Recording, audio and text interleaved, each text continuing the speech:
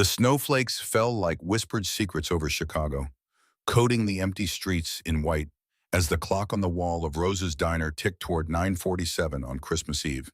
Inside, Emma Sullivan wiped down the same counter she had been polishing for 19 months now, her reflection ghosting across the worn Formica surface. 26 years old, tired eyes, calloused hands that told stories her mouth never would. The diner was empty. Had been empty since 7:30, when the last customer, a traveling salesman named Murray who always ordered black coffee and left exactly $25 in tips, had shuffled out into the snow, mumbling something about getting home to a wife who had probably already gone to bed. "You can go, Emma." Rose herself stood in the kitchen doorway, untying her grease-stained apron. 73 years old with silver hair pinned in a bun that had not changed style since 1987. She had owned this diner for 41 years. Nobody was coming in this weather, not on Christmas Eve. Emma shook her head, her dark ponytail swaying. "I'll close up. You should be with your grandkids." "And you? Where are you going tonight?" The question hung in the air like the smell of burnt coffee. Emma forced a smile that did not reach her eyes. "Home. Got a frozen lasagna with my name on it and a Law and Order marathon." What she did not say, home was a 420 square foot studio apartment on the third floor of a building where the elevator had been broken for 11 months. Home was $1,340 in rent, due in 6 days, and $876.50 in her checking account after she had sent $450 to her younger brother Tyler's commissary fund at the county jail. Again, home was a silence so thick she sometimes left the television on all night just to remember what human voices sounded like. Rose studied her for a long moment, the way she always did, like she could see straight through the carefully constructed walls Emma had built. But she did not push. She never did. "Merry Christmas, sweetheart." "Merry Christmas, Rose." The bell above the door chimed as Rose left, and then Emma was alone. She finished wiping the counter, checking her phone out of habit. No messages, no missed calls, no evidence that anyone in the world was thinking about her tonight. She began her closing routine. To understand who Emma Sullivan really was, you had to go back 8 years to a cramped apartment in the Pilsen neighborhood where an 18-year-old girl had come home from her shift at the grocery store to find her mother unconscious on the kitchen floor. The stroke had come without warning, as strokes often do, and in the 47 minutes it took for the ambulance to arrive and transport Linda Sullivan to Northwestern Memorial Hospital, Emma's entire future had collapsed like a house of cards in a hurricane. Her mother survived, but the Linda Sullivan who woke up 3 days later was not the same woman who had raised 2 children alone after her husband's death, working double shifts at the hospital laundry while learning to balance checkbooks and navigate parent-teacher conferences she could barely understand in her second language of English. This Linda Sullivan could not speak clearly, could not walk without assistance, could not remember her daughter's name on the bad days, which came more often than the good ones. Emma had been 2 semesters away from finishing her nursing degree at the University of Illinois. She had been engaged to a boy named Marcus, who worked at his father's insurance agency and drove a Honda Civic that he washed every Sunday morning. She had had plans, dreams, a future mapped out in careful detail. All of it vanished in 47 minutes. She had dropped out of school to care for her mother full-time. Marcus had tried to understand at first, but understanding only stretches so far when your fiancé cancels dinner plans for the 6th week in a row because her mother had another episode. He had left 18 months later, kept the ring, said he would think about returning it, never did. She had not seen him since, though she had heard through a mutual friend that he had married a paralegal named Brittany and bought a house in Moperville. Her mother had died 4 years ago. 61 years old, gone quietly in her sleep, leaving Emma with $23,000 in unpaid medical bills, a shoebox full of faded photographs, and a silver locket she never took off. The only piece of jewelry her mother had brought from Ireland when she had immigrated at 22, fleeing a life of poverty in County Cork for the promise of something better in America. Emma touched the locket now, a reflex she barely noticed anymore, and reached for the mop. That was when the door opened. The bell chimed, sharp and unexpected, and Emma looked up to see a small figure struggling against the wind. An elderly woman, 80 if she was a day, wearing a wool coat that had seen better decades and clutching a patent leather purse against her chest like a shield. Snow clung to her gray hair.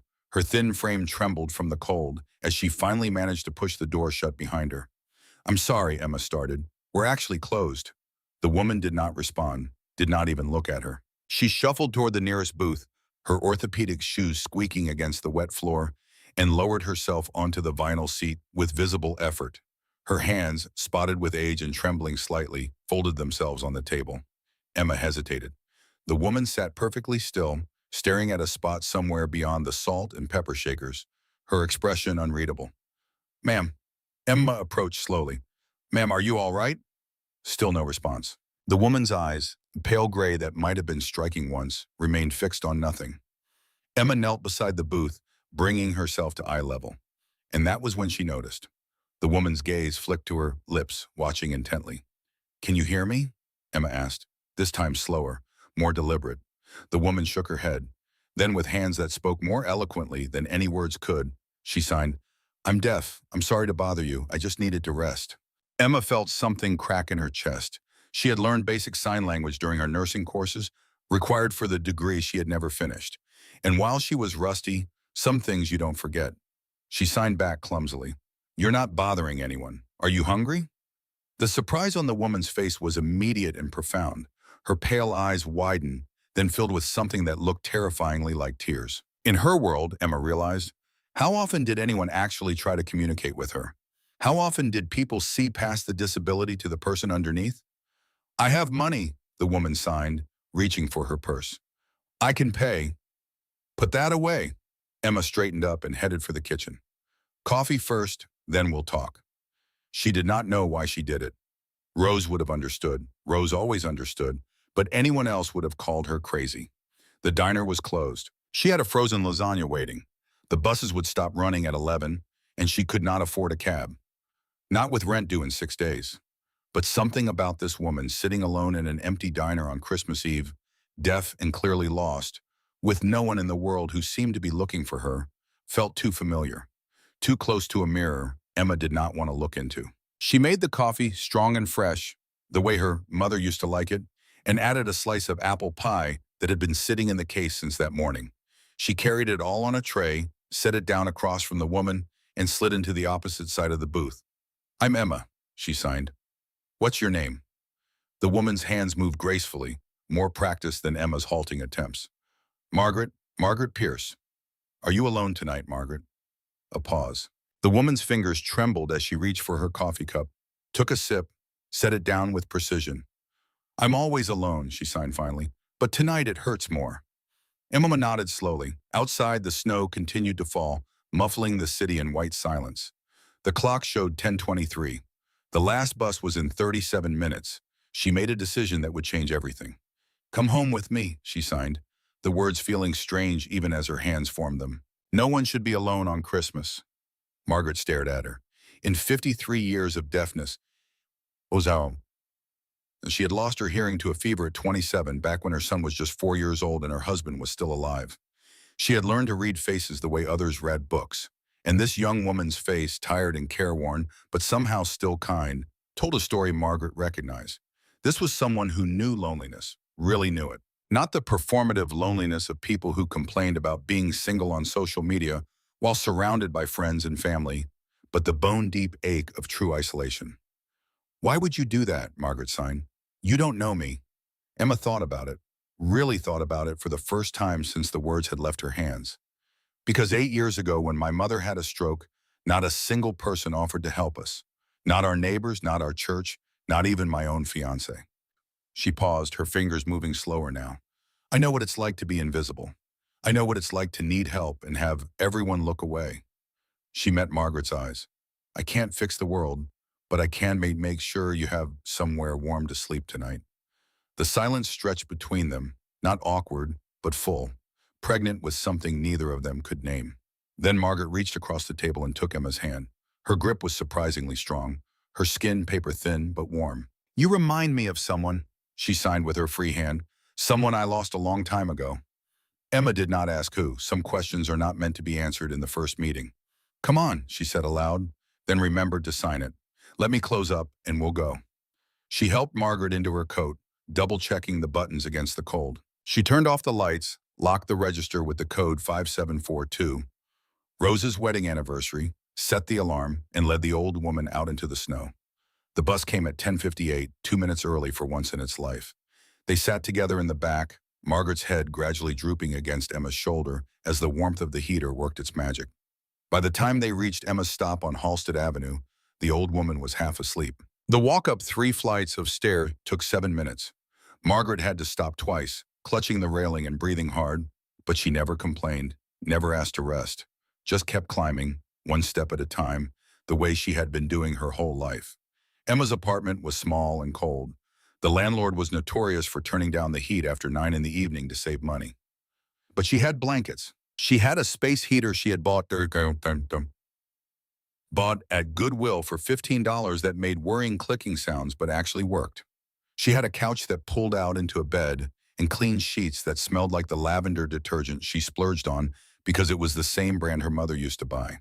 She set Margaret up with everything she had: 3 blankets, 2 pillows, a glass of water on the coffee table, and the remote control with a notepad beside it in case she needed anything. "Thank you," Margaret signed, her movements slow with exhaustion.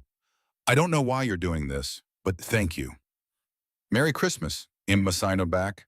She went to her own pod, a full-size mattress on a metal frame she had found on the curb 2 years ago, and lay awake for a long time, listening to the wind howl against the windows and wondering what had possessed her to bring a complete stranger into her home. But somewhere around 2 in the morning, as sleep finally began to pull her under, a strange peace settled over her.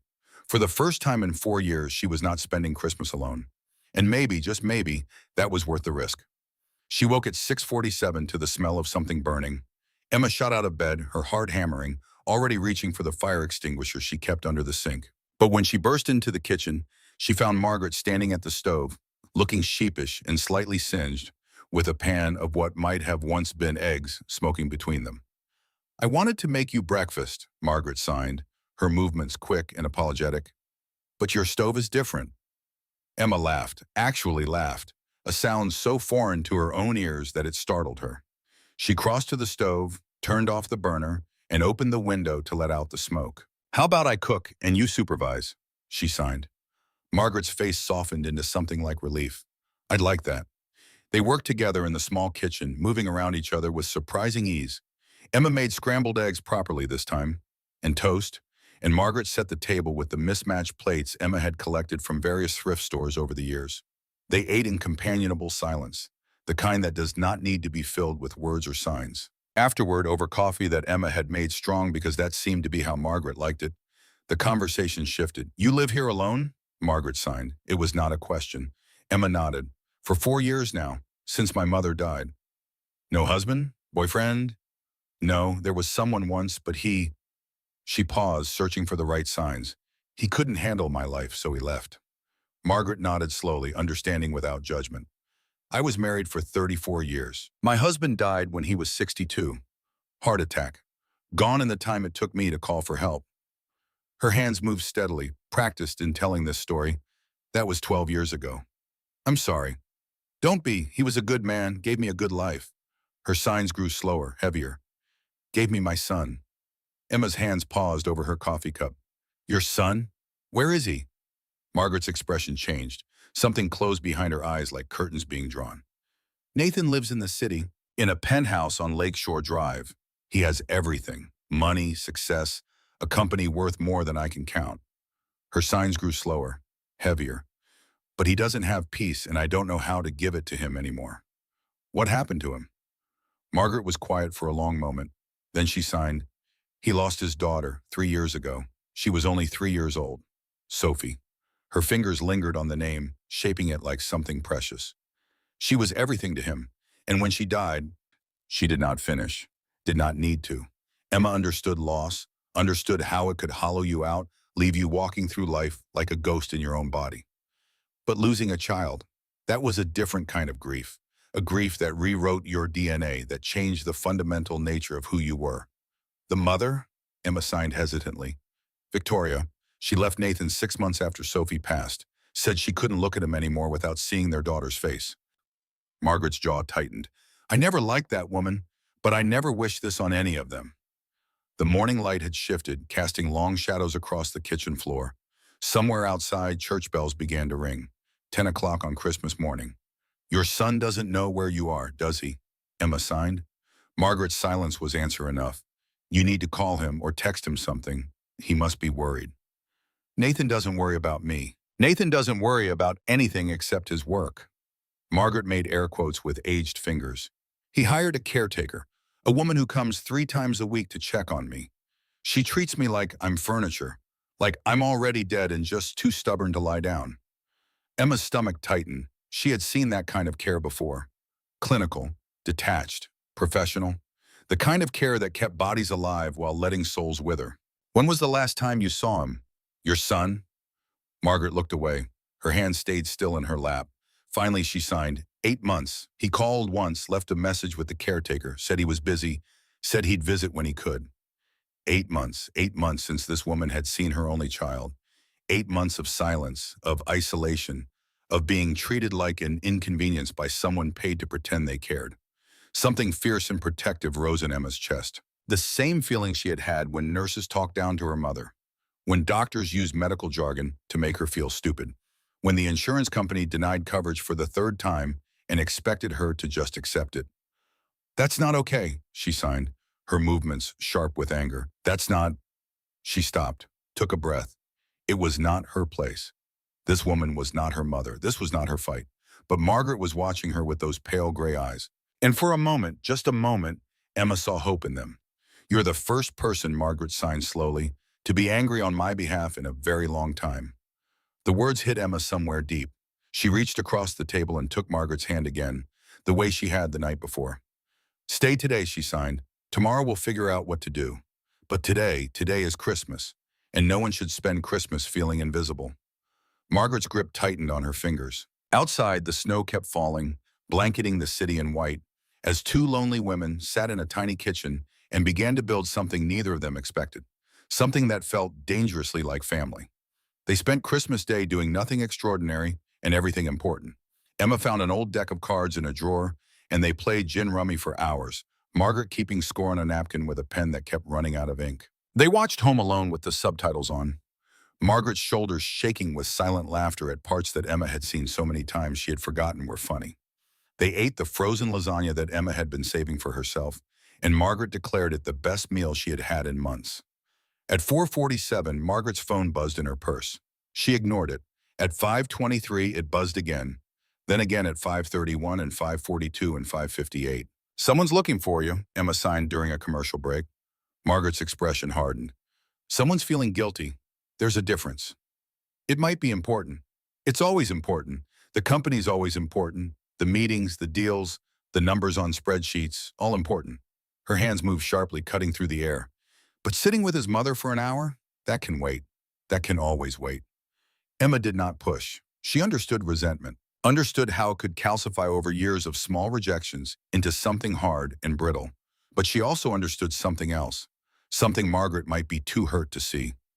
You said he lost his daughter 3 years ago. Margaret nodded, her jaw tight. Grief makes people do terrible things, makes them push away the people they love most. Emma touched the silver locket at her throat. After my mother died, I didn't talk to anyone for 6 weeks. Didn't answer calls, didn't leave my apartment except for work. I was so angry at the world for taking her that I forgot the world included people who actually cared about me. Did anyone wait for you to come back? Emma's hands stilled. Finally, she signed, No, everyone gave up. Eventually, I stopped being angry at them for leaving and started being angry at myself for driving them away. The movie played on, forgotten. Outside, the early winter darkness had settled over the city, the streetlights casting orange pools on the snow. I don't know how to reach him anymore, Margaret signed at last. I used to know my son. I knew what made him laugh, what made him cry, what he dreamed about when he was a little boy, holding my hand and asking why the sky was blue. Her eyes glistened. But the man he's become, the man who lives in that penthouse and runs that company and hasn't visited in 8 months, I don't know him at all. Maybe he doesn't know himself either. Margaret looked at her sharply. What do you mean? When my mom got sick, I lost myself for a while. I wasn't Emma anymore. I was just the caretaker, the person who paid the bills and scheduled the appointments and made sure she took her pills. I forgot I'd ever wanted to be anything else. Emma leaned forward. Maybe your son isn't ignoring you because he doesn't care. Maybe he's ignoring everything because caring hurts too much. They sat with that for a long moment. Then Margaret picked up her phone. The text messages were all from the same number. Nathan Pierce, the contact said, followed by a small red heart emoji that Margaret must have added herself probably years ago.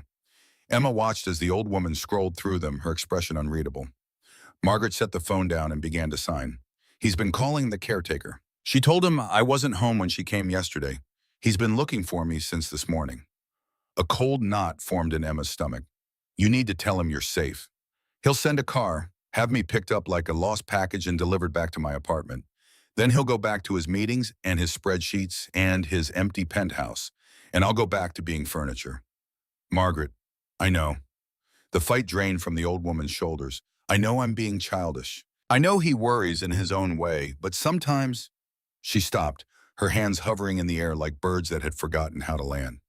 Sometimes I just want my son to choose me, not because he's obligated, not because his reputation depends on it, just because he loves me. Emma understood that longing more than she could ever express, the desperate wish to be chosen, to be wanted, to matter to someone in a way that did not come with conditions or caveats. Let me text him, she offered. I'll tell him you're safe and that you'll explain everything tomorrow. That gives you one more night. Margaret considered this. Then she handed over the phone. Emma typed carefully, aware that she was inserting herself into a family drama she had no business being part of. This is a friend. Margaret is safe and warm. She's staying with me tonight and will call you tomorrow morning. Please don't worry. She hit send before she could second-guess herself. The response came in 11 seconds. Who is this? Where's my mother? I'm calling the police. Another message 4 seconds later. I need an address now. Emma showed Margaret the screen. The old woman sighed, looking suddenly very tired. He was always like this, even as a boy, all or nothing, fire or ice, wow. She took the phone back, typing slowly with one finger. It's all right, Nathan, I'm safe. I'll call tomorrow. I love you. 3 dots appeared, disappeared, appeared again. Then, I'm coming to get you, send the address. Margaret looked at Emma. Do you want me to go? The question hung in the air. The smart thing, the safe thing, would be to say yes, to let this woman return to her own life and pretend this strange Christmas interlude had never happened, to go back to frozen lasagnas and law and order marathons in the comfortable numbness that had become Emma's existence. But something in Margaret's eyes, that fragile hope, that desperate need not to be invisible anymore, it cracked through all of Emma's carefully constructed walls. No, she signed. He can come here and he can explain himself. Margaret's face shifted through several emotions too quickly to read. Then she typed the address into her phone and hit send. He'll be here in 20 minutes, she signed. He lives on the other side of the city, but Nathan has always driven too fast. Emma looked around her apartment with new eyes. The water stain on the ceiling, the cracks in the plaster, the furniture that did not match because it had all come from different thrift stores and sidewalk sales. She was suddenly painfully aware of how this must look, how she must look to a man who lived in a penthouse on Lakeshore Drive. But then she thought of her mother, who had raised 2 children in an apartment smaller than this one, who had worked 60-hour weeks at the hospital laundry and never once complained about what she did not have, who had taught Emma that dignity was not about what you owned, but about how you treated people. She squared her shoulders. Let him come. Exactly 17 minutes later, there was a knock on the door. Emma opened it to find Nathan Pierce standing in her hallway. And for a moment, all the words she had prepared evaporated from her mind. He was taller than she had expected, 6'2" at least, with dark hair cut short and eyes the same pale gray as his mother's, though on him they looked colder, harder. He wore a charcoal overcoat that probably cost more than her monthly salary, and his face was arranged into an expression of controlled fury that did not quite mask the fear underneath. Where is she? His voice was rough, as if he had not slept. Where's my mother? Inside, safe, warm. She's been here since last night. Nathan pushed past her, his eyes scanning the small apartment until they landed on Margaret, who had risen from the couch and was watching her son with an expression Emma could not decipher. Mom. He crossed to her in 3 long strides, his hands hovering as if he wanted to touch her but did not know if he was allowed. What the hell were you thinking? I've had people looking for you all day. The police thought... His voice cracked. I thought something had happened to you. Margaret's hands moved, but Nathan shook his head. I know you don't have your hearing aids. Just... He pulled out his phone, typed something, and showed her the screen. Margaret read it, then looked up at him with tears streaming silently down her cheeks. And Nathan Pierce, CEO of Pierce Technologies, worth $287 million on paper, who had not hugged anyone in 3 years except when business protocol required it, wrapped his arms around his mother and held on like he was drowning. Emma turned away, feeling like an intruder in her own home. She busied herself in the kitchen, filling the kettle, arranging cups she did not need, anything to give them a moment of privacy. But she could still see them in the reflection of the darkened window above the sink, could see Nathan's shoulders shaking, could see Margaret's hands pressed against his back, patting gently the way mothers do. Something in Emma's chest ached with a longing so sharp it stole her breath. When she finally turned around, Nathan was standing in the kitchen doorway. His eyes were red-rimmed but dry, his composure carefully reconstructed. "You," he said, "you're the one who texted me." "I am. You let a stranger into your home on Christmas Eve, a deaf, elderly woman you'd never met." His voice was flat, almost clinical. "Why?" Emma met his gaze. "Because she was alone, because nobody should be invisible, and because—" She hesitated, then pushed forward. "Because the way you treat your mother is wrong, and someone needed to tell you." The temperature in the room dropped 10 degrees. Nathan's jaw tightened. "You don't know anything about my relationship with my mother. I know she spent Christmas Eve wandering the streets because anywhere was better than the apartment you pay for but never visit. I know the caretaker you hired treats her like furniture. I know it's been 8 months since you saw her. And she signed to me that she feels invisible in her own life." Emma's voice did not waver. "I know what loneliness looks like, Mr. Pierce. I've lived in it for 4 years, and your mother has been drowning in it for longer than that." Nathan's face went through something complicated: anger, defensiveness, and then something raw, more wounded. "You don't know," he started, then stopped. His hands clenched at his sides. "You don't know what happened." Emma waited. "My daughter," he said finally, the words dragged out of him like broken glass. "Sophie. She was 3 years old. She had my eyes and her mother's hair and this laugh." His voice cracked. He turned away from her, facing the window, the darkness outside. "She laughed like everything in the world was wonderful. And when she died—" He stopped. His shoulders were rigid. "I can't look at people who loved her. Every time I see my mother, I see Sophie in her arms. Every time I walk into that apartment, I remember all the holidays we were supposed to have, all the memories we were supposed to make." His voice became hollow. "So I stayed away, because staying away hurt less than remembering." Emma thought of her mother's silver locket, heavy against her throat, thought of the shoebox of photographs she still could not open, thought of all the avoidance strategies she had developed over 4 years, the restaurants she would not eat at because they had been her mother's favorites, the streets she would not walk down because they held too many ghosts. "Staying away doesn't hurt less," she said quietly. "It just delays the pain. And while you're delaying, the people who love you are waiting, and eventually they stop." Nathan turned to face her. In the harsh overhead light of her kitchen, he looked exhausted, hollowed out, like a man who had been running from something for so long he had forgotten what rest felt like. "Who are you?" he asked, not demanding this time, genuinely curious. "Emma Sullivan. I'm a waitress at Rose's Diner. I make $11.75 an hour plus tips. I live alone in a 420-square-foot apartment, and I have $876 in my bank account." She paused. "And I think you need to sit down, have a cup of tea, and talk to your mother. Really talk. Not through texts or caretakers or guilt. Actual conversation." Something shifted in his expression, something that might have been respect. "You're not intimidated by me at all, are you?" "Should I be?" "Most people are." Emma thought about all the things that had frightened her over the years. Losing her mother, being alone, running out of money, becoming invisible. A rich man in an expensive coat did not even make the list. "I've faced scarier things than a CEO with a guilt complex," she said. "Now sit down. I'll make tea." They sat in Emma's small living room until nearly midnight. Nathan, Margaret, and the stranger who had somehow become the bridge between them. The tea grew cold in their cups, forgotten, as words flowed that should have been spoken months ago. Years ago. Nathan had pulled a chair close to his mother so she could read his lips. And when that grew too difficult, he had found a notepad and pen in Emma's kitchen drawer and written to her instead. Pages and pages of cramped handwriting. Apologies and explanations, and memories that made Margaret cry and smile in equal measure. Emma tried to excuse herself several times, feeling like an interloper. But Margaret kept reaching for her hand, pulling her back down onto the couch, as if she was afraid that, without this witness, the moment might evaporate. At 11:47, Nathan set down the pen. His hand was cramping and his eyes were raw. He wrote to his mother, "I should take you home. You need to rest." Margaret shook her head. She took the pen from him and wrote back, "I want to stay here tonight with Emma. We'll talk more tomorrow, I promise. But tonight, I want to stay." Nathan looked across the room at Emma, really looked at her for the first time since his anger had faded. She was curled in the corner of her worn couch, wearing an oversized sweater that had seen better days, her dark hair escaping from its ponytail.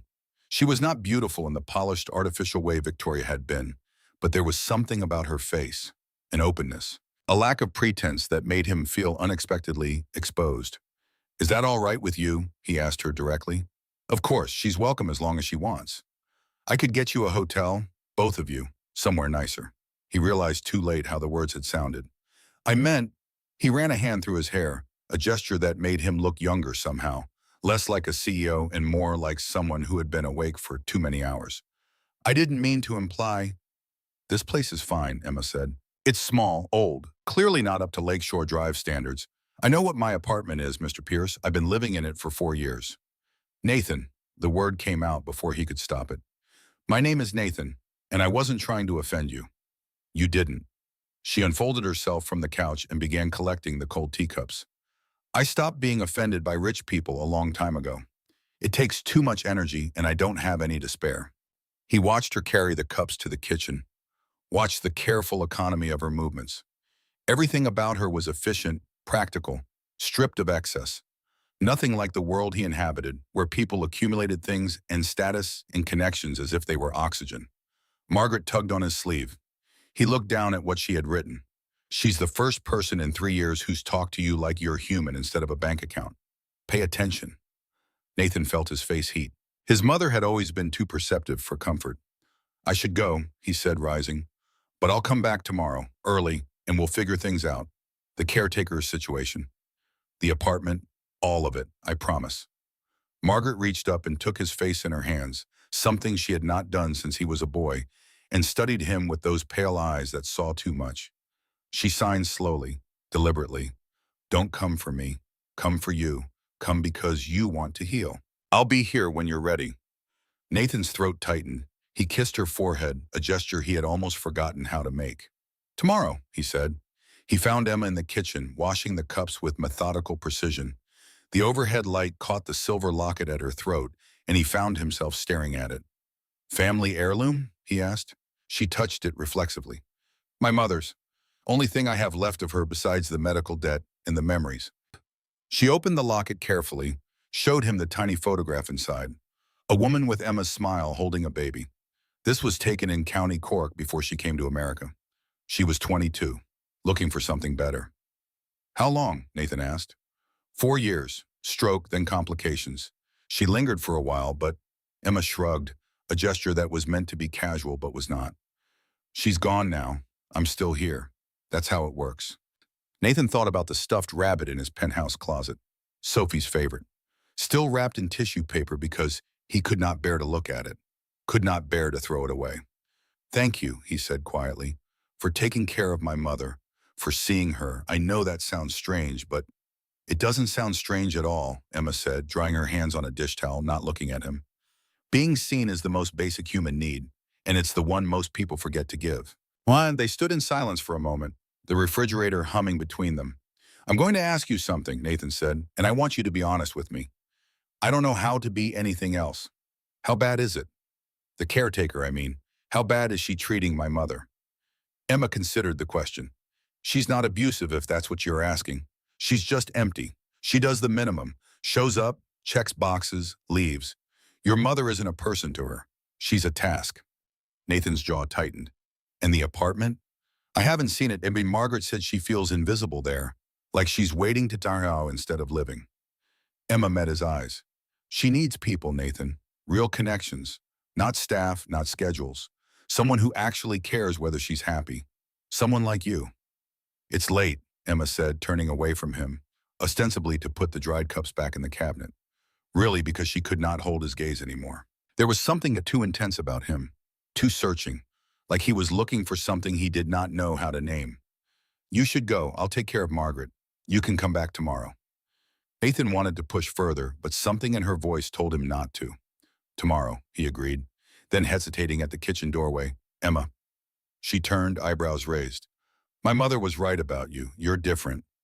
He left before she could ask what he meant. Emma stood in the kitchen for a long time after the door closed. Her hand went to the locket at her throat, touching the cool silver as she had done 1,000 times before. She thought about her mother, about the woman in the faded photograph who had crossed an ocean looking for something better, who had worked herself to the bone, raising 2 children alone, who had taught Emma that dignity was not about what you owned but about who you were. She checked on Margaret, who was already asleep on the pull-out couch, her face peaceful in the dim light from the street. Emma adjusted the blankets gently, the way she used to do for her mother on the bad nights, when pain made sleep impossible and all Emma could offer was this small comfort. Then she went to her own bed and lay awake for a longer time, staring at the ceiling and wondering what she had started. Tomorrow Nathan would come back. Tomorrow everything would be different. But somewhere around 2 in the morning, as exhaustion finally began to pull her under, a strange peace settled over her. For the first time in 4 years, she was not spending Christmas alone. She had made a choice, a reckless, inexplicable choice to open her door to a stranger, and somehow that choice had cracked open something inside her she thought had died with her mother. The possibility of mattering to someone, the possibility of being seen. She thought of Nathan's pale gray eyes, so like his mother's but harder, more guarded. Thought of the way his voice had broken when he talked about his daughter. Thought of the pain he was carrying, the weight of it visible in every line of his body. Tomorrow he would come back, and Emma did not know what would happen then. Did not know if she was brave enough for whatever came next. But tonight, on Christmas Eve, in a tiny apartment on the south side of Chicago, 3 lonely people had found each other. And maybe she thought as sleep finally took her, maybe that was the real miracle. Not the grand gestures or the happy endings, just this, the small act of opening a door, the simple choice to see someone, to let yourself be seen. Outside, the snow continued to fall, blanketing the city in white. And in the darkness, something new was beginning. Something fragile and uncertain, and terrifyingly full of hope. Hashtag the last Christmas. Hashtag part 2. The 43 days. 3,012 words. Nathan Pierce returned at 8:35 on the morning after Christmas, carrying 3 cups of coffee from Intelligentsia and a bag of pastries from the Swedish bakery on Andersonville. Emma opened the door to find him looking less like a CEO and more like a man who had spent the night thinking about all the ways he had failed the people he loved.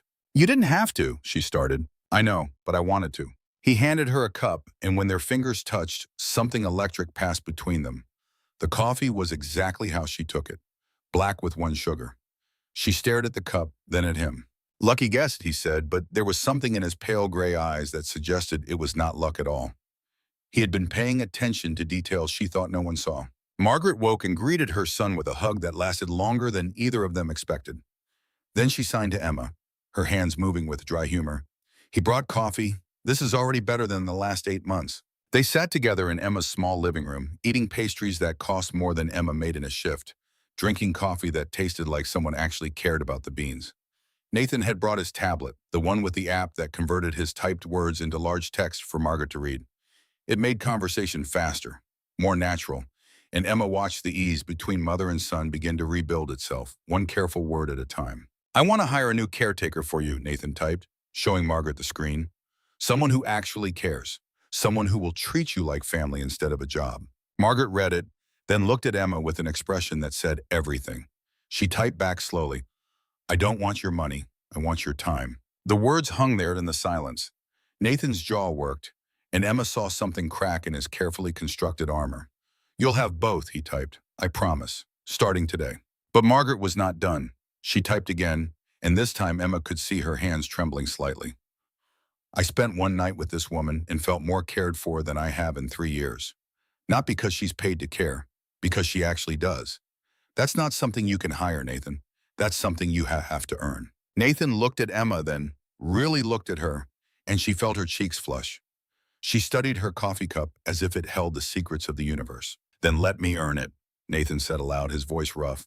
Both of you, let me try. What followed was a week that changed everything. Nathan came back every day. He brought groceries, not the expensive organic nonsense from Whole Foods, but actual staples. Eggs and milk and bread and the good Irish butter Emma's mother used to buy. He helped Margaret apartment hunt, showing her listings on his tablet, buildings with community rooms and book clubs and rooftop gardens where people actually talk to each other. On the third day, Emma overheard him fire Mrs. Morrison, the caretaker. His voice was cold, final, professional. Your services are no longer required. You'll receive 2 weeks severance. Do not contact my mother again. He interviewed new caretakers with Margaret by his side, valuing her opinion on each candidate. And when they found Dr. Helen Carter, a woman who signed fluently and laughed easily and treated Margaret like a friend she had not met yet, Emma saw something in the old woman's face she had not seen before. Hope. On the fourth day, Nathan talked about Sophie. They were sitting in Emma's living room, the three of them, and it just came out. Not forced, not prompted. He just started talking. She was born 6 weeks early, he said, his voice quiet.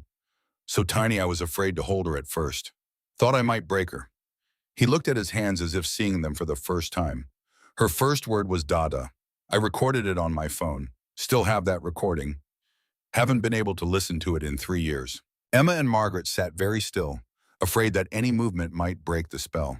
It was a backyard pool, Nathan continued, each word seeming to cost him something. At a friend's house for Memorial Day.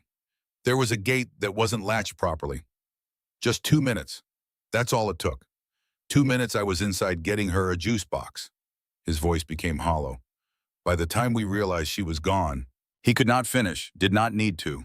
Victoria blamed me, he said finally. Said I should have been watching, said it was my fault. He met Emma's eyes. She was right. I was supposed to be watching. I was her father and I failed her. Emma did not think. She just reached out and placed her hand over his. Just for a moment, a brief touch of warmth against cold. You didn't fail her, she said quietly. You loved her. You still love her. That doesn't end just because she's gone. Nathan stared at her hand on his, then up at her face. There were tears in his pale gray eyes, the first she had seen him shed. How do you do that? His voice broke. Say exactly what I need to hear. Emma pulled her hand back, suddenly self-conscious. I don't know. Maybe because I've been where you are. Maybe because grief recognizes grief. She paused. Or maybe I'm just guessing and you're too tired to notice when I get it wrong. You haven't gotten anything wrong yet. The air between them shifted, charged with something new and terrifying. Margaret, watching from the couch, smiled to herself. She had seen that look before. 54 years ago, in a different time, a different place. Some things she knew came full circle. By the end of the week, a new apartment had been found for Margaret. 2 bedrooms in Lincoln Park with a rooftop garden and a weekly residence dinner.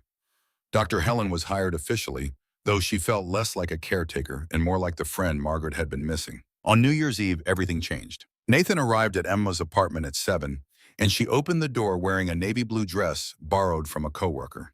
It was simple but elegant, and the way Nathan looked at her made her feel like she was wearing something far more expensive. You look beautiful, he said, and the sincerity in his voice made her chest tight.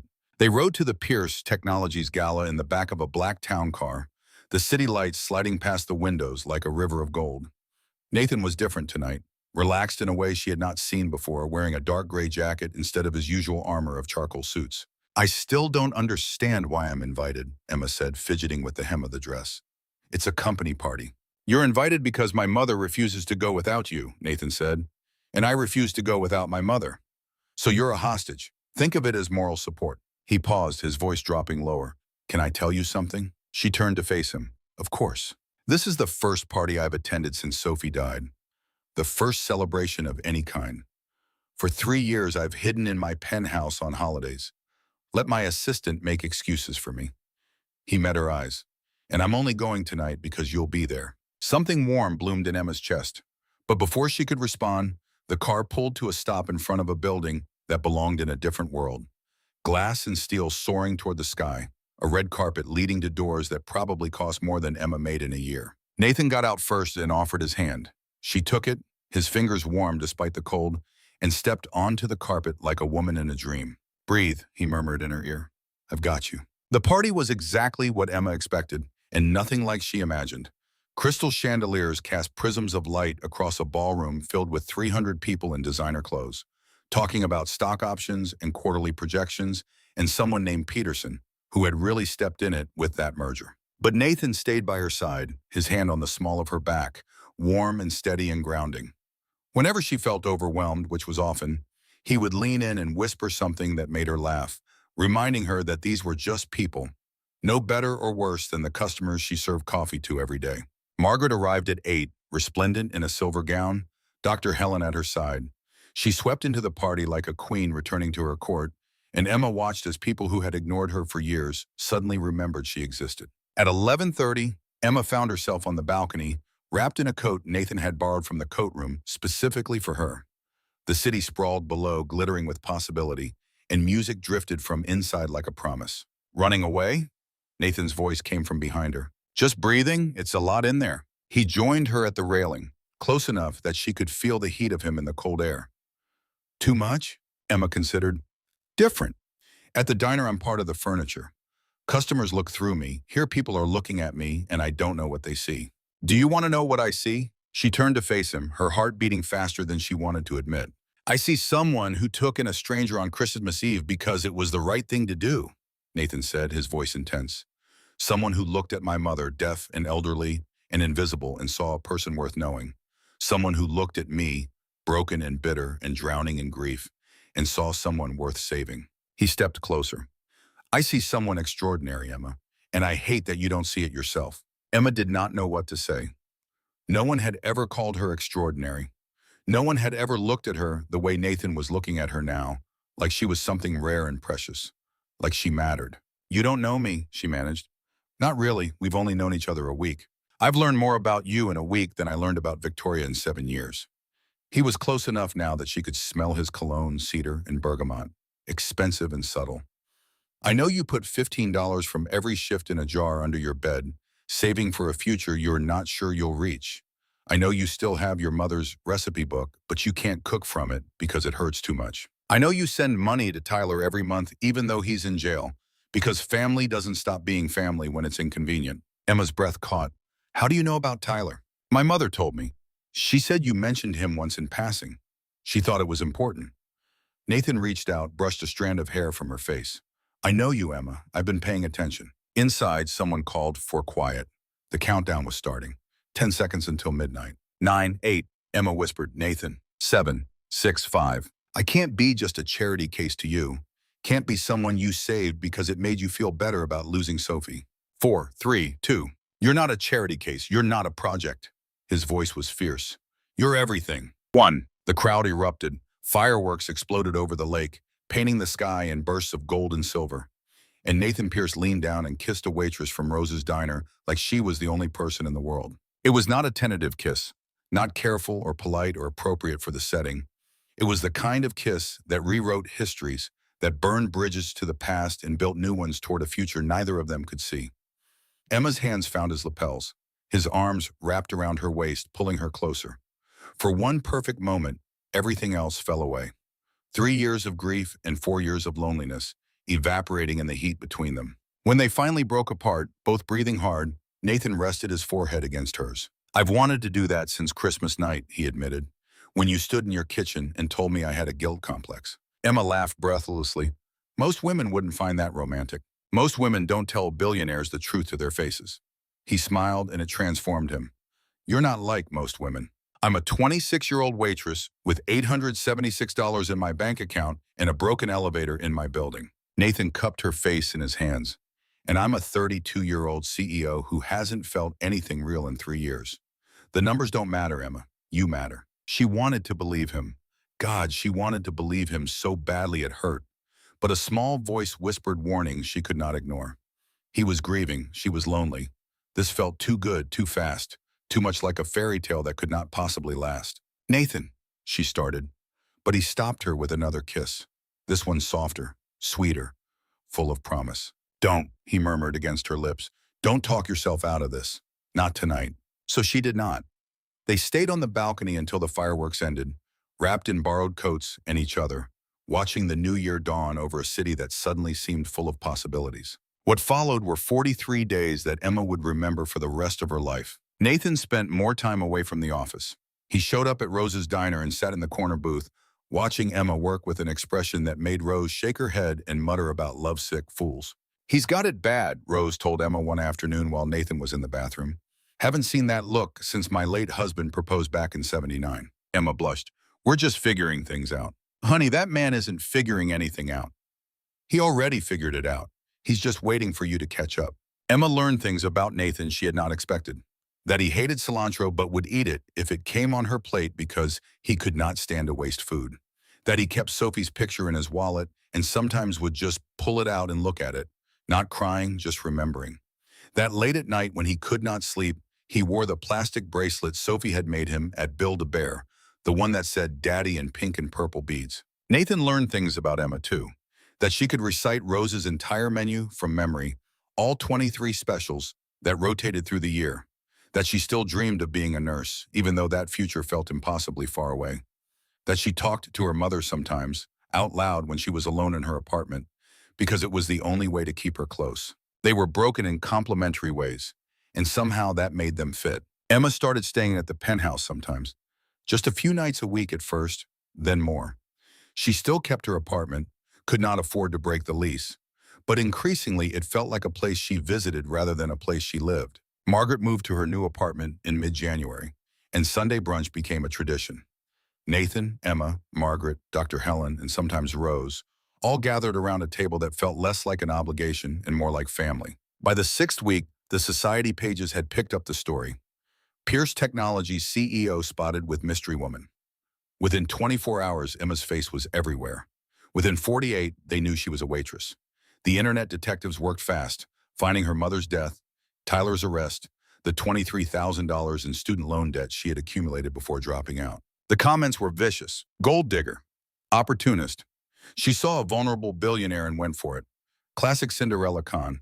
He's still grieving his daughter and she's taking advantage. Emma made the mistake of reading them late one night, scrolling through her phone in the darkness of Nathan's penthouse while he slept beside her. Each comment was a cut. Each judgment a confirmation of every fear she had ever had about herself. Maybe they were right. Maybe she was taking advantage. Maybe Nathan was just grieving and she was a convenient distraction. The doubt took root and grew. On the 43rd day, everything fell apart. It was a Tuesday afternoon in mid-February. Emma was at the penthouse alone, Nathan at the office, working up the courage to unpack the last box from her apartment, the one that contained her mother's things. Recipes and photos in the Lockett's original case. The doorman called up.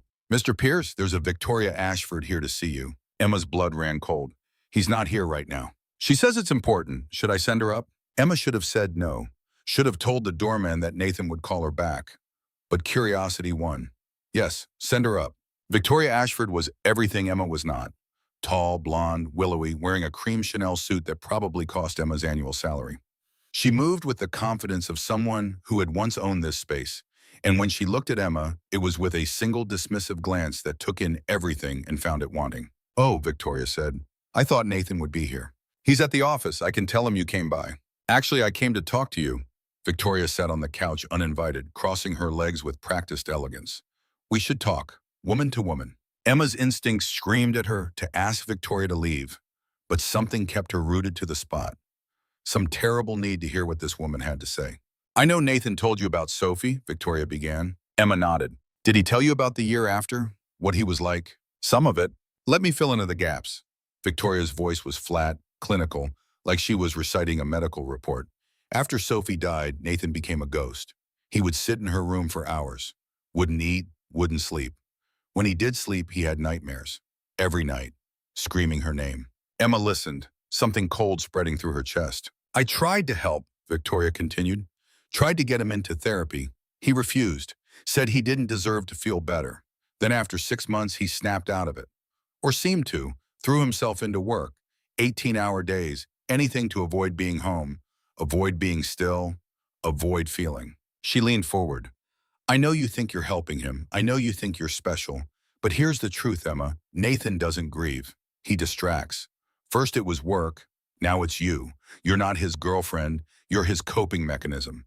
And when he finally processes what happened, really processes it, he won't need you anymore." The words hit like physical blows.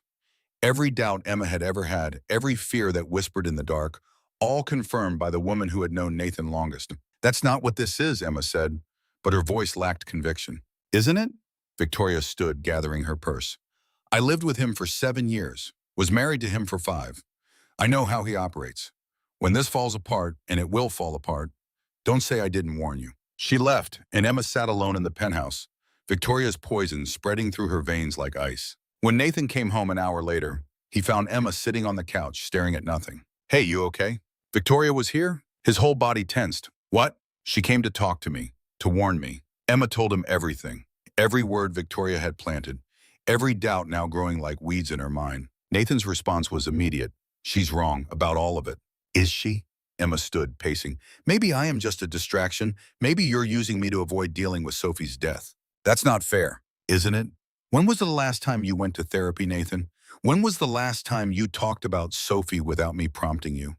When was the last time you sat with your grief instead of running from it? The silence was damning. You haven't dealt with it, Emma continued, her voice breaking. You've buried it. First under work, now under us. And maybe Victoria's right. Maybe when you finally face it, really face it, maybe you won't need me anymore. That's not true. I love you. Do you, or do I just make the pain stop? Nathan tried to respond, but Emma saw it in his eyes, the flicker of doubt. The terrible question, what if she's right? I don't know, he said finally, and those 3 words destroyed everything. I don't know if I've been fair to you. Victoria said some things that made me wonder if I rushed into this, if I was using you to avoid dealing with the grief. Each word felt like a stone dropping into Emma's stomach. Are you saying you don't love me? No, I'm saying I don't know if what I feel is real or if it's just a way of making the pain stop. He ran his hands through his hair. What if Victoria's right? What if I'm not ready for this? Emma felt the ground shifting beneath her feet. This was exactly what she had feared. From the moment they had kissed on that balcony, she had known this would happen. So what are you saying, that you need time, space? Nathan could not answer. And in that silence, Emma found everything she needed to know. You know what? I'm not doing this. She grabbed her coat, her shoes. I'm not standing here while you figure out if I'm real or just convenient. Emma, please. Please, what? Please wait? Tears streamed down her face now. I've waited my whole life, Nathan. Waited for my dad to come back. He didn't. Waited for Marcus to stay. He didn't. Waited for my mother to get better. She didn't. I'm done waiting for people to decide if I'm worth it. She stood at the door, her hand on the handle, her heart in pieces on the floor. I love you, Nathan. That part wasn't a distraction. That part was real. She looked back one last time. But I can't be your maybe. I can't be the thing you need to figure out. Either I'm it for you or I'm not. And until you can give me a straight answer. She left the sentence unfinished and walked out into the February cold. The elevator ride down took 47 seconds. Emma counted each one, her eyes fixed on the glowing floor numbers. Her jaw clenched so tight it ached. She did not cry, could not cry. If she started, she might never stop. Outside, the rain had started to fall, cold as ice. She realized she had left her purse upstairs. No money for her quampai, no phone, and she walked 23 blocks back to her old neighborhood, back to Rose's diner, the only place that felt like home. Rose found her sitting in a booth at 11 at night, soaked through, shivering. The diner was closed, but Rose always kept a spare key. Oh, honey, Rose said, sliding into the booth across from her. What happened? And Emma told her everything. Victoria's visit, Nathan's doubts, the breakup. The words tumbled out between sobs. People don't know what they got till it's gone, Rose said softly, taking Emma's hands. If he's smart, he'll realize. And if he's not, then he doesn't deserve you. But what if Victoria is right, Emma whispered. What if I was just a distraction? Rose squeezed her hands. Honey, I've seen you two together. That wasn't a man looking for a distraction. That was a man learning to live again. But Emma could not believe it. Not tonight, not with Nathan's words echoing in her head. I don't know if what I feel is real. She had opened her heart for the first time in 4 years, and it had shattered her. 43 days, that was all it had been. 43 days of hope and possibility, and feeling like she mattered. And now it was over, and Emma was exactly where she had started. Alone in an empty diner on a cold February night, wondering if she would ever be enough for anyone. Hashtag the last Christmas. Hashtag part 3. The healing. 4,023 words. 2 weeks passed like a slow death. Emma went back to Rose's diner, back to her old apartment that she had never quite left, back to the life she had been living before Nathan Pierce walked into it and made her believe in something more. She served coffee and cleared plates and forced smiles that fooled no one. The regular customers noticed something was wrong. They did not ask. She was grateful for that small mercy. Rose watched her with worried eyes but gave her space. She brought Emma leftovers from the kitchen, made sure she ate, reminded her gently that heartbreak was not fatal, even when it felt like it was. You're getting too thin, honey, Rose said on the 5th day. sliding a plate of meatloaf across the counter during Emma's break. I'm fine. You're not fine, but you will be. Emma wanted to believe her. She touched the silver locket at her throat, the one constant in a life that kept shifting beneath her feet, and wondered if her mother had felt this way when Emma's father left. If she had stood in front of the bathroom mirror at 3 in the morning, staring at her own reflection and wondering what was wrong with her that made people leave. The nights were the worst. Emma would lie awake in her narrow bed, staring at the water stain on the ceiling, and think about Nathan. Wonder if he was thinking about her. Wonder if Victoria had been right. Wonder if she had been nothing more than a beautiful distraction from a grief too heavy to carry. On the 8th day, she served coffee to an elderly couple celebrating their 50th anniversary. They sat in a corner booth, holding hands across the table, and something about the tenderness between them broke Emma in a way nothing else had. She excused herself, locked herself in the walk-in cooler, and cried for 10 minutes straight into a stack of folded aprons. Nathan was suffering too, though Emma did not know it. He had locked himself in his penthouse after she left, standing at the floor-to-ceiling windows and staring at the city 47 floors below. The scotch he poured himself sat untouched on the glass coffee table. He could not drink, could not eat, could not do anything but replay the look on Emma's face when he had said those 3 damning words. I don't know. He had destroyed the best thing that had happened to him in 3 years, because Victoria had planted a seed of doubt, and he had been too afraid to pull it out by the roots. His phone rang constantly. The office, the board, his assistant. He ignored them all. On the 3rd day, Margaret came. He heard her knocking but could not bring himself to open the door. He texted her instead. I'm fine, need time. Her response came immediately. You're not fine, let me help. He did not answer. On the 7th day, something changed. Nathan was sitting on the floor of his living room, surrounded by the carefully ordered chaos of his life, when he reached for the closet in the hallway. The one he had not opened in 3 years. His hands shook as he turned the handle.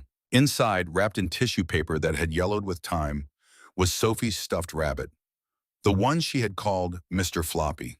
The one she had insisted on bringing everywhere, to restaurants and doctor's appointments, and that last Memorial Day barbecue where everything had ended. Nathan picked it up carefully, as if it might dissolve in his hands, held it to his chest, and for the first time in 3 years, he did not just feel pain, he felt something else underneath it. Gratitude. Gratitude that he had had her at all, even for such a heartbreakingly short time. He pulled out his phone and made a call he should have made years ago. Dr. Martinez? This is Nathan Pierce. I need help. Real help this time. The therapist's voice was calm, professional. I have an opening tomorrow at 3. I'll be there. On the 8th day, Margaret appeared at Rose's diner. Emma saw her through the window before she came in, Dr. Helen dropping her off at the curb. Her heart sank. She knew this conversation was coming, had been dreading it, but there was no escape now. Margaret sat at the counter and waited until Emma brought her coffee. Then she pulled out a notepad and wrote in her careful, shaking script. Tell me what happened. Emma shook her head. I can't. Margaret wrote again. He won't tell me either. Locked in penthouse for a week. Won't see anyone, barely eating. What did he do? And so Emma told her. About Victoria's visit. About the poison she had planted. About Nathan's confession that he did not know if what he felt was real. About walking out into the February rain with her heart in pieces. Margaret listened, her pale gray eyes never leaving Emma's face.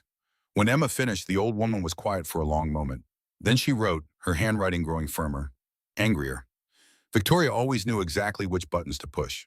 She blamed Nathan for Sophie's death, told him repeatedly he'd failed as a father.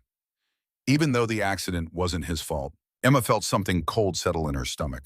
She blamed him. Margaret nodded and wrote more. That's why their marriage fell apart. Not just Sophie's death, but Victoria's constant accusations.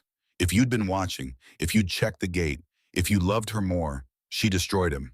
That's horrible. Margaret's response was simple. Yes, and now she's doing it to you, making you doubt yourself, making him doubt himself. Same pattern. Emma sat down on the stool behind the counter, her legs suddenly weak. So what do I do? Margaret considered this, her pen hovering over the paper. Then she wrote, you wait, not forever, but you give him a chance to realize what he lost. Then if he comes back, you decide if you're willing to try again. What if he doesn't come back? Margaret's smile was sad as she wrote her final message. Then he doesn't deserve you, and you move on knowing you gave love a real chance, even when it was terrifying.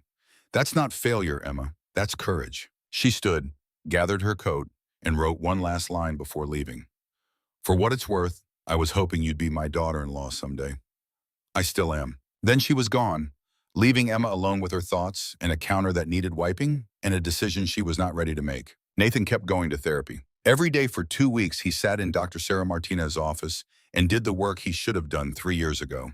He talked about Sophie, not just about her death, but about her life. The way she had insisted on wearing her tutu to the grocery store. The way she had given all her stuffed animals elaborate medical examinations with her toy stethoscope. The way she had called stars sky sparkles. He cried, real ugly healing crying that left him exhausted and somehow lighter. The grief doesn't go away, Dr. Martinez told him on the 10th day. It becomes part of you. But that doesn't mean you can't also love someone new.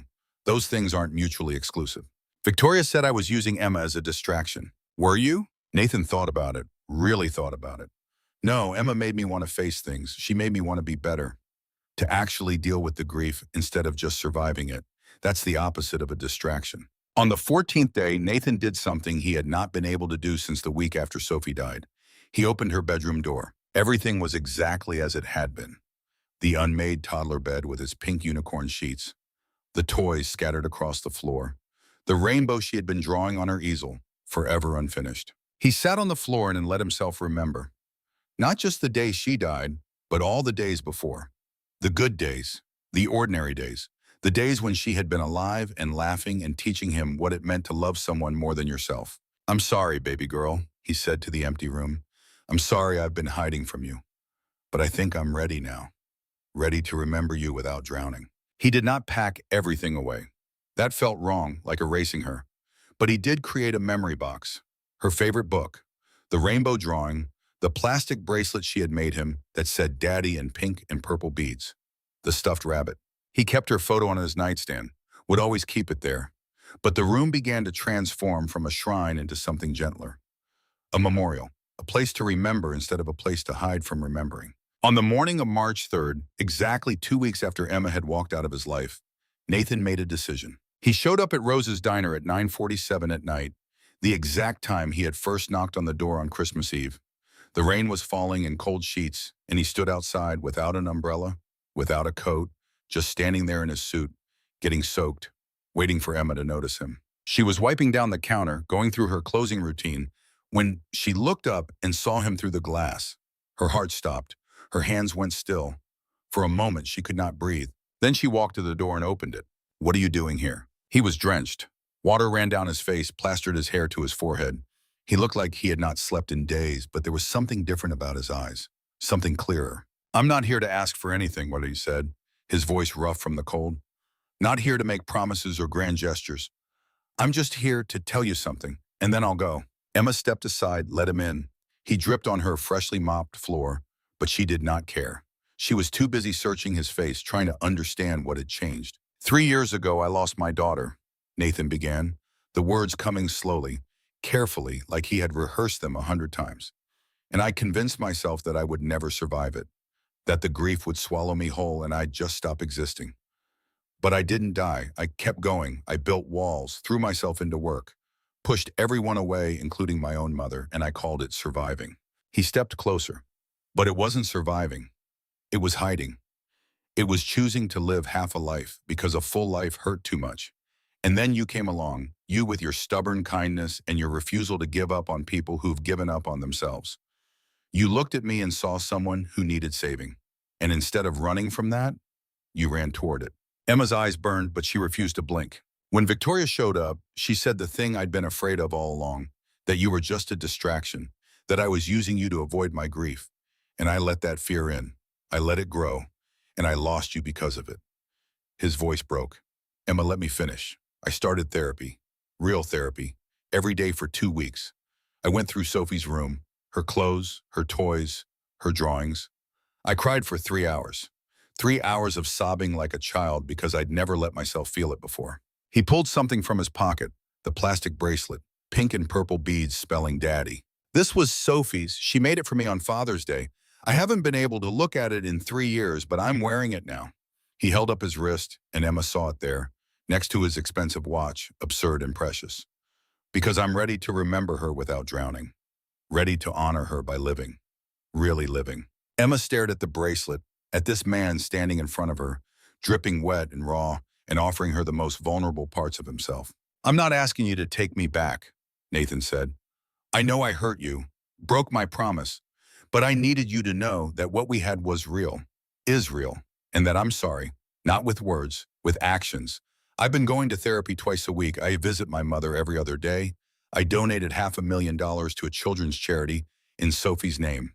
I'm setting up a foundation, Sophie's Sparkle Fund, for swimming lessons and pool safety education, turning the tragedy into something good. He met her eyes. You weren't a distraction, Emma. You were the reason I finally faced what I was running from. You were the reason I started to heal.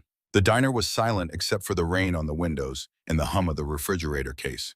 Emma looked at this man, this broken, beautiful, terrified man, and saw herself reflected back. Every wall she had built, every fear she had harbored, every doubt that had whispered in the dark. You left me standing in your penthouse wondering if I was worth anything, she said, her voice steady despite the tears streaming down her face. You let your ex-wife plant doubts you should have crushed the moment they appeared. You asked me to wait while you figured out if I was real. Nathan flinched but did not look away. And it hurt, Nathan. Hurt more than anything since my mother died. Because I let myself believe, really believe, that I'd found someone who wouldn't leave. And then you did. I know, I am so sorry. But Emma stepped closer. My mother used to say that people show you who they are, not in whether they make mistakes, but in how they recover from them. She reached up, touched his face, felt the cold rain on his skin, the stubble on his jaw. And you're here, not with flowers or jewelry or empty promises. You're here with therapy receipts, with Sophie's bracelet, with the truth. She paused. That's not nothing, Nathan, that's everything. His breath caught. What are you saying? I'm saying I'm terrified. Part of me wants to run, because at least then I can't get hurt again. She smiled, barely. But I'm also saying you're not the only one who's been hiding. I've been hiding too, behind walls and independence and refusal to need anyone. And I don't want to hide anymore. Nathan's hand covered hers on his cheek. So what do? We start over, slowly, no rushing, no pretending everything's fine. We're both broken, Nathan, but maybe we're broken in ways that fit together. Maybe that's enough.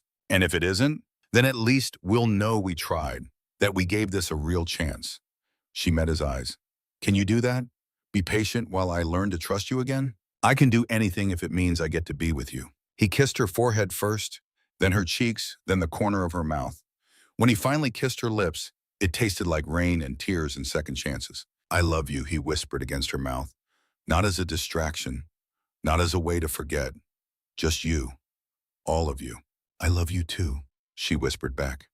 But Nathan, if you ever do that again, if you ever let fear make you doubt what we have, I won't give you another chance. He pulled back, looked at her with an intensity that stole her breath.